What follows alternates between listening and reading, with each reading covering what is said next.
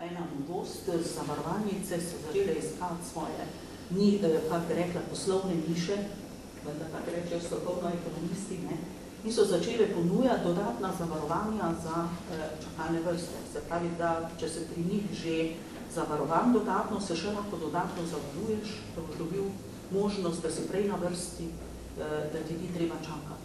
Ampak zdaj pa treba videti, kje bo ta pacient opravljal potem to preko vrste storitev. Lahko jo opravi in tudi ni nič narobe, če jo opravi pri samoplačnikih, pa pri tistih, ki niso zaposleni v javnem zdravstvu. Ker če so v javnem zdravstvu zaposleni, potem se normalno tam vedno podaljšuje tista vrsta čakajočih iz obveznega zdravstvenega zavarovanja, če bi ti preskakovali.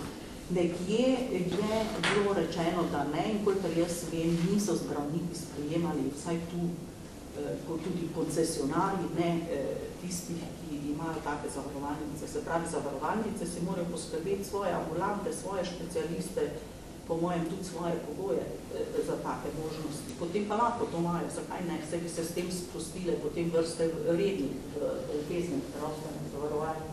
Samo tukaj na področju javnega in javnega s koncesijo in čisto zasebnega, tukaj nimamo pravih pregledov in ne vemo točno, kaj se kaj dogaja. In mislim, da bi to bilo posebno področje, Ministrstvo za zdravje bi moralo tudi to analizirati, pa videti, kje je kaj, pa kaj ni, in če se kje dogaja, da je kakva pravica vendarle ljudem kršena na ta način, da je to res stale kapitalistični sistem, pa kapital pa vse skupaj začel prevladovati pred človekom in pred njegovimi pravicami. Tu bi moralo biti večje nadzorstvo in večja preglednost. Zdaj, kakorkoli že, v Mariboru bomo te stvari, kako smo rekla, nadaljevali. Jaz bom videla, če bom zmogla.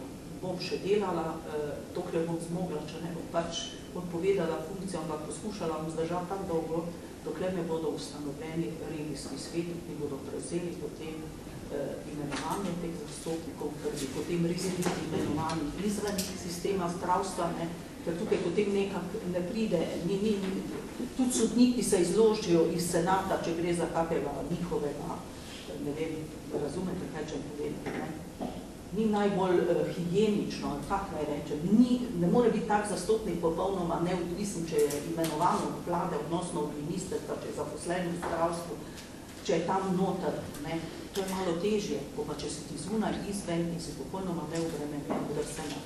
Res je, da zakon tudi predvideva, da tisti, ki bo zastopnik izbran, ne sme biti nikjer politično vezan v nobenih strank, imeti nobenih takih funkcij in nič, da mora biti samo človek, ki bo pomagal bolniku, odnosno pacientu, če se mi zakaj zapadno. Tudi jaz, recimo, kot varuh moram postati neopredeljena, ne glede na vero, raso in tako naprej, moramo upoštevati tudi v Mariboru ta 14. člen Ustave o tem, da smo vsi pred zakonom, ne glede na razlike, vendarle, da imamo enake možnosti, enake pravice in enako dostopnost. Edino to bi prosila, da res ljudje ne bi več klicali iz cele Slovenije, naj počakajo do septembra, ko bodo imenovani zastopniki, in naj se potem obračajo na zavode za zdravstveno varstvo v svojih področjih. Če jaz dobim nek notranji, kaj je svemeno, notranjo spodbudo, moram nekaj, jaz bi se že doma sekirala zato, ker me ni bilo 14 dni v pisarni, pa so ljudje iskali. Ja, in to potem adrenalin sprošča in takrat se pojavi, kot da si fit, pa nisem. Vse vem, vse nekaj prijem. Ja, to je tako.